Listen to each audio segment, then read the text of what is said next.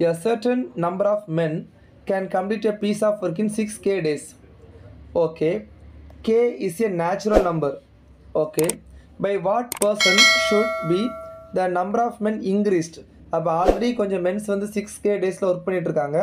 இப்போ number of men's increase பண்ணணும் so that they complete the work in 5k days. Okay, so அந்த சம்ம சொல்லதுக்கு முன்னாடி உங்களுக்கு ஒரு பேசிக் கான்செப்ட் சொல்கிறேன். ஸோ டைம் அண்ட் ஒர்க்கை பொறுத்தவரை ஒரு ரெண்டு சின்னது இருக்குது. என்ன அப்படின்னா, இப்போ பாருங்களேன், ஒரு நாளைக்கு நீங்கள் 10 இட்லி சாப்பிட்டீங்க அப்படின்னா 1 டேக்கு, ஓகேவா? அப்போ 10 டேக்கு எவ்வளோ சாப்பிடுவீங்க? 100 இட்லி சாப்பிட்ருப்பீங்களா? இது என்ன ஆகுது? ஒரு நாளைக்கு 10 இட்லி, 10 நாளைக்கு 100 இட்லி. அப்போ கிராஸ் மல்டிப்ளிகேஷன் உங்களுக்கு இன்க்ரீஸ் ஆகுதா? இது வந்து உங்களுக்கு டைரக்ட் ப்ரொப்போர்ஷன். ஸோ இது வந்து டைரக்ட் ப்ரொப்போர்ஷனில் வந்துடும். ஓகேவா? இப்போ 10 men complete the work in 10 days கொடுக்குறேன். இப்போ 100 men கம்ப்ளீட் த ஒர்க்கின்னு கேட்டால் 100 டேஸ் வருமா? வராது. ஏன் அப்படின்னா அப்போ மென் இன்க்ரீஸ் ஆகும்போது டே வந்து குறையுன்னு சொல்லிட்டு உங்களுக்கு நார்மலாகவே தெரிஞ்சிருக்கும்ல. அப்போ என்ன பண்ணணும்? இதில் எக்ஸ் போடுறதுக்கு பதிலாக இப்படி போட்டால் இன்க்ரீஸ் தான் ஆகும். அப்போ என்ன பண்ணணும்? எக்ஸை மேலே போடணும், இந்த 10 கீழே போடணும். இந்த மாதிரி சால்வ் பண்ணணும். 1 டேயில் முடிக்கிற மாதிரி இருக்கும். ஓகேவா? ஸோ அப்போ மென் அண்ட் டே வந்துச்சு அப்படின்னா நீங்கள் என்ன பண்ணணும்? ரிவர்ஸாக போடணும். சரி, இப்போ இந்த சம்ம சால்வ் பண்ணணும். ஏன்னா உங்களுக்கு வந்து மென் இன்க்ரீஸ் ஆகும்போது டே வந்து டிக்ரீஸ் ஆகுங்கிற கான்செப்ட் மட்டும் தெரிஞ்சால் போதும், சால்வ் பண்ணிக்கலாம். இப்போ சர்டன் மென் நம்ம எவ்வளோ வச்சுக்கலாம்? சும்மா ஒரு 100ன்னு வச்சுக்கோமா. Certain men to the work in 6k days.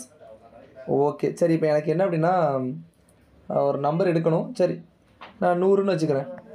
ஓகேவா?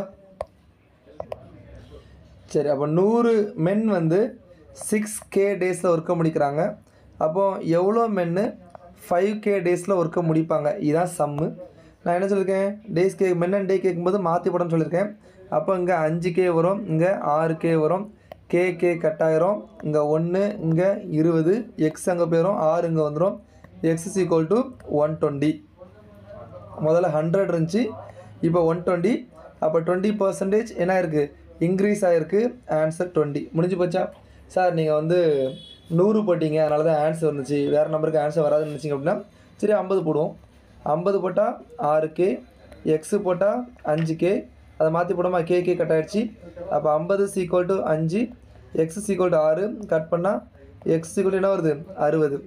முன்னாடி எவ்வளோ இருந்துச்சு? 50. இப்போ எவ்வளோ இருக்குது? 60. எவ்வளோ கூட இருக்குது? 10 ஃப்ரம் 50. அப்போ 10 50ல் எவ்வளோ பர்சன்டேஜ்னு பார்த்தா உங்களுக்கு எவ்வளோ? 20%. ஸோ ஆன்சர் 20% தான் வரும். ஸோ எப்படி போட்டாலும் என்ன தான் வரும்? 20% தான் என்ன வரும்? ஆன்சர் வரும்.